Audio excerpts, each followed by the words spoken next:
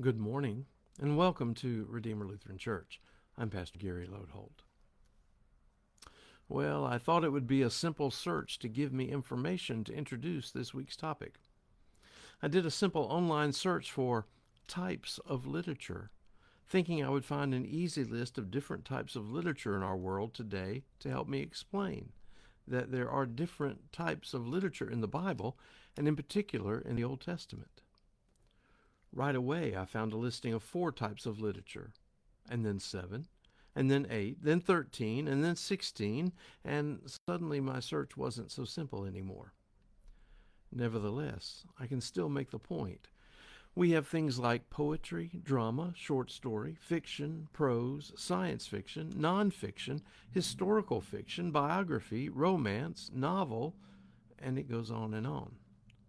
Each of those types of literature in our world tries to do different things, tells stories in different ways, and has differing perspectives and points to make. To understand what you're reading, it helps to know what you are reading, and we are enriched by them all. The Bible is a lot like that. In the New Testament that we are most familiar with, we have Gospels, which are what we might call theologized biographies. And there are letters from Paul and others to various churches or people addressing a variety of situations. And we have apocalyptic literature like Revelation. Perhaps lesser known to us are the types of literature in the Old Testament. And once again, it helps to know what you are reading in order to understand it best. The first 5 books of the Old Testament are called books of the law, and they tell the story of God establishing a covenant with God's people. Then we have books of history as we hear stories of early Israel, kings and wars, and how they established their nation and their faith.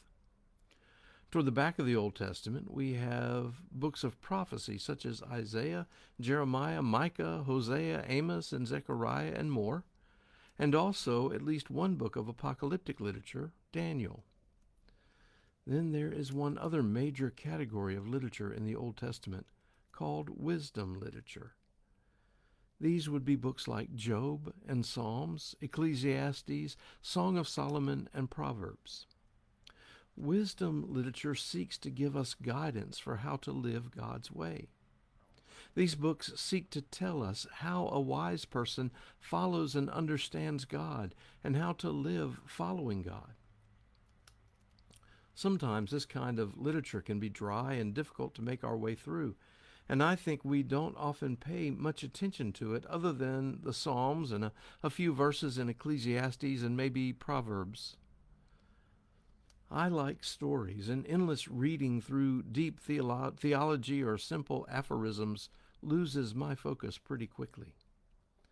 However, there are a few instances where wisdom literature in the Old Testament has been couched in narrative form. On a few occasions, we have story that functions as wisdom literature, and that's going to be our focus for this week. And today we're going to turn first to a small passage in Isaiah 5. Although Isaiah was a prophet, these few verses serve as a snippet of wisdom literature in story form. In Isaiah 5 we read, "Let me sing a song for my beloved, my love song concerning his vineyard. My beloved had a vineyard on a very fertile hill. He dug it and cleared it of stones and planted it with choice vines. He built a watchtower in the midst of it and hewed out a wine vat in it. He expected it to yield grapes, but it yielded wild grapes. And now, inhabitants of Jerusalem and people of Judah, judge between me and my vineyard. What more was there to do for my vineyard that I have not done in it?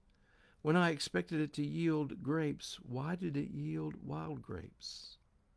And now I will tell you what I will do to my vineyard. I will remove its hedge, and it shall be devoured. I will break down its wall, and it shall be trampled down. I will make it a waste, and it shall not be pruned or hoed, and it shall be overgrown and with briars and thorns. I will also command the clouds that they rain no rain upon it. For the vineyard of the Lord of hosts is the house of Israel, and the people of Judah are his pleasant planting. He expected justice, but saw bloodshed, righteousness, but heard a cry. In this little story, God describes tending to a vineyard, planting it and caring for it faithfully, but the vineyard instead brought forth wild grapes that are not suited for anything. The story intends to say to us that we are the vineyard that God has so carefully watched over, and yet instead of following God's way, we have yielded wild, untamed results. We have abandoned God and God's way for us and gone after our own pursuits and desires. And what is more is that such a way cannot be sustainable. Such a way leads to destruction. This story is told to urge us to return to God.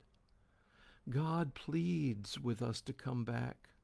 God implores us to be faithful to God as God is faithful to us. Return to the Lord your God, for he is gracious and merciful, slow to anger, and abounding in steadfast love. Thanks for watching, and remember to let this day belong to God.